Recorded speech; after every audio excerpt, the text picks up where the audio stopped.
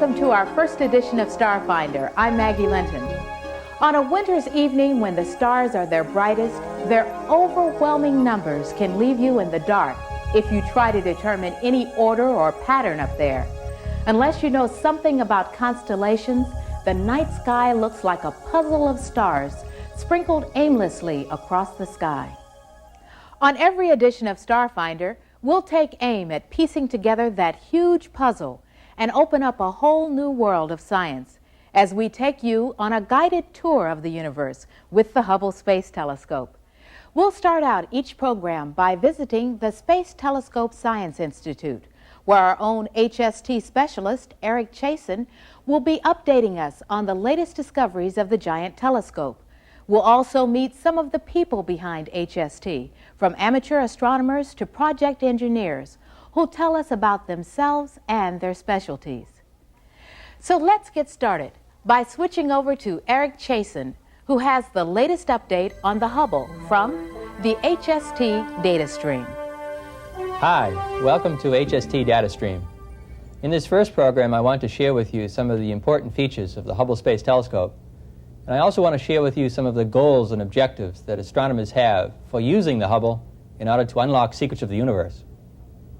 First of all, let me note that this project is a mission of the National Aeronautics and Space Administration and the European Space Agency to place into low Earth orbit a very large space observatory. It's the most complex scientific instrument ever built by humankind, and it was delivered to Earth orbit by NASA's Space Shuttle Discovery on the morning of April 24th, 1990.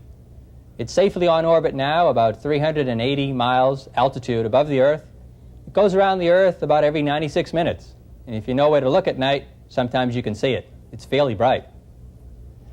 I want to describe for you a little bit about the vehicle. I have a model of the vehicle with me here, beside me.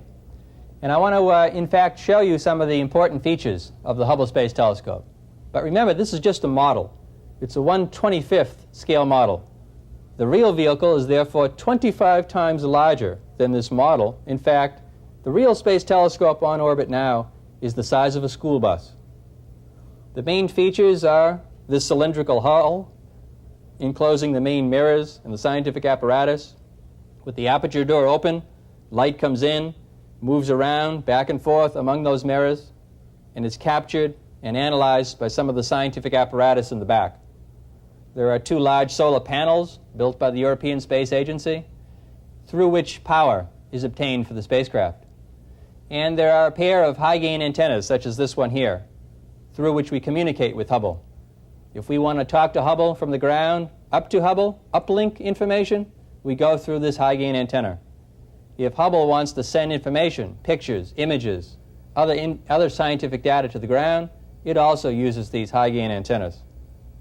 Right now, with the Hubble Space Telescope project, we're going through a period of commissioning, or testing, calibration. We call it orbital and science verification. It's a little like when the Navy builds a boat or a ship. They put it out to the ocean for sea trials. Well, we're going through space trials. And we're uncovering a number of difficulties with the Hubble Space Telescope. In particular, there's one you may have heard of called spherical aberration. We're going to explain that term in much greater detail in a subsequent show, but it essentially means that there are some difficulties focusing the Hubble Space Telescope.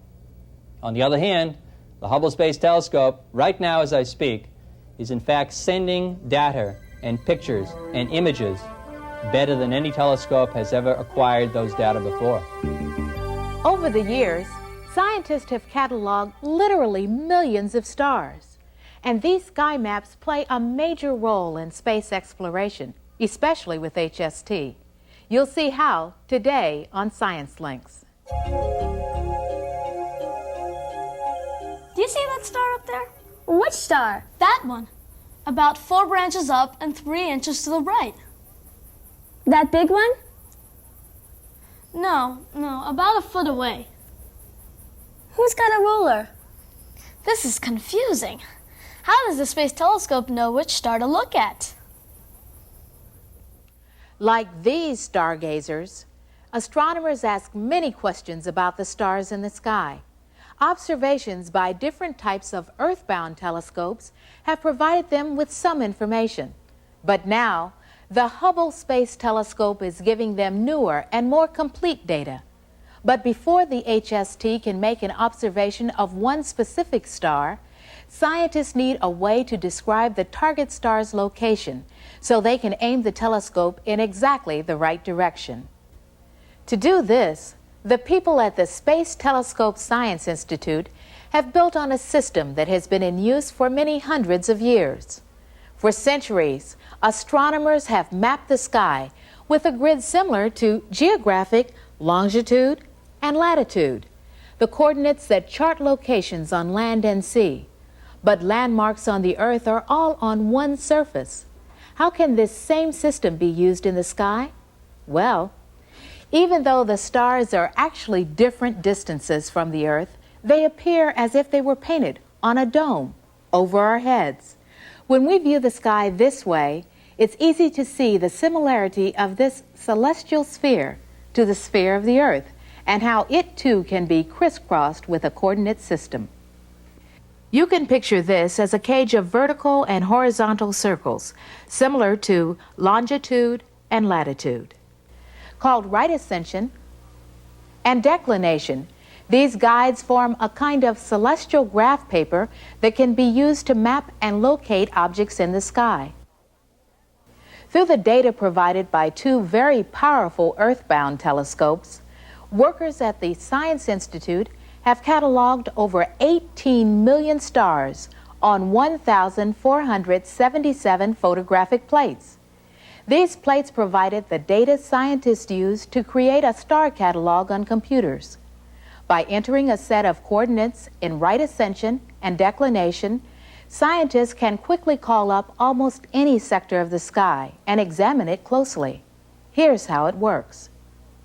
Just as large ground-based telescopes use small finder telescopes to aid in positioning, the HST uses a similar system, but its field of view is composed of three arcs called pickles. In order to get the telescope to point directly at one position, it must lock on to two stars, one located in each of two pickles. These stars are called guide stars, or a guide star pair. With two stars in its sight, the telescope is able to hold steady while making an observation. The computers must choose the guide stars from among the millions of stars visible and communicate this information to the HST.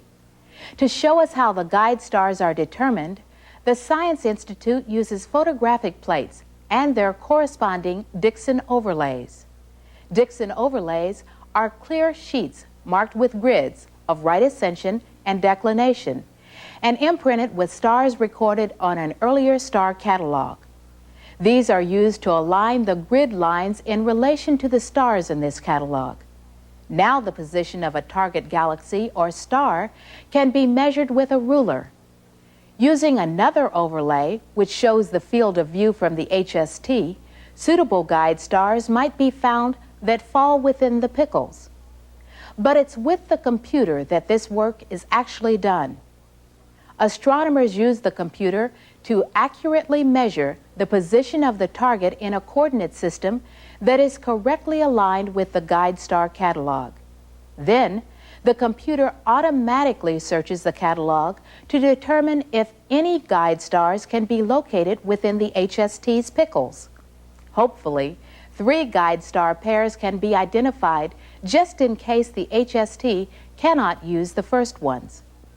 When the time comes for the HST to observe that target star, commands are sent to the telescope from the ground and stored in its computers. The telescope's sensors search for the guide stars, using their coordinates and brightness for identification. The guide stars are checked and locked on, one at a time, as the telescope's positioning becomes more and more precise. Finally, the Hubble Space Telescope locks on to its target star or target galaxy, and scientists on Earth began recording and analyzing new data from distant objects.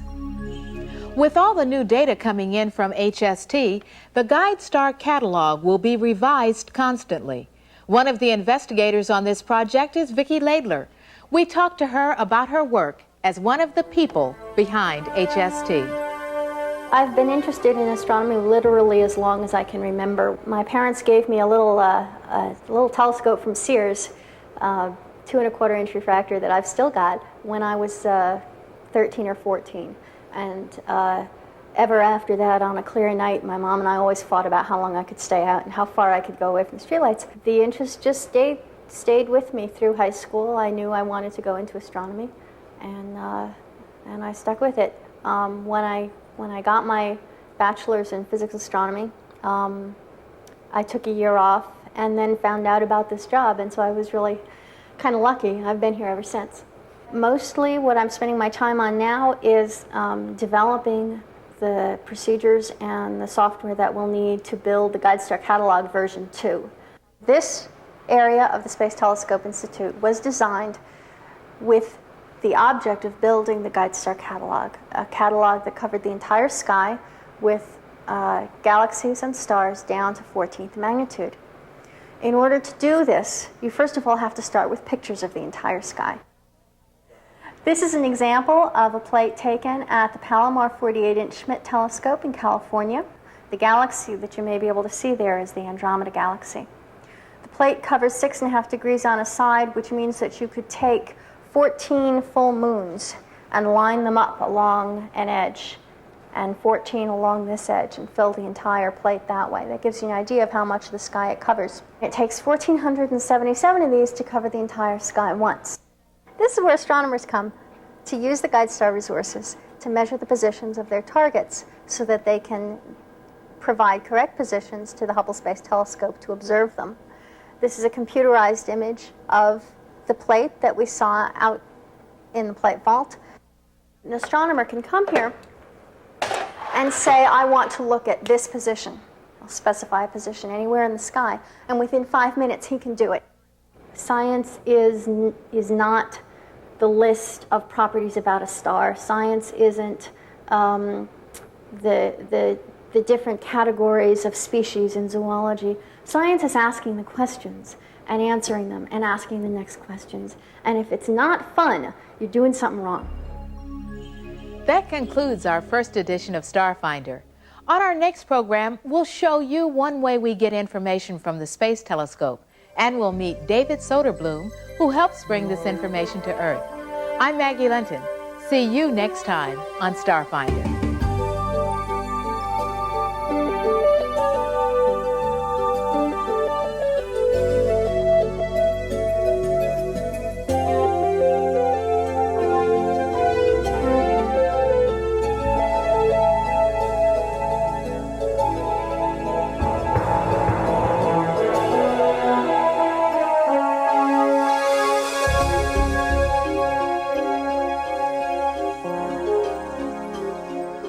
Starfinder has been made possible in part by grants from the United States Department of Education and the Martin Marietta Corporation, dedicated to helping unlock the mysteries of the universe.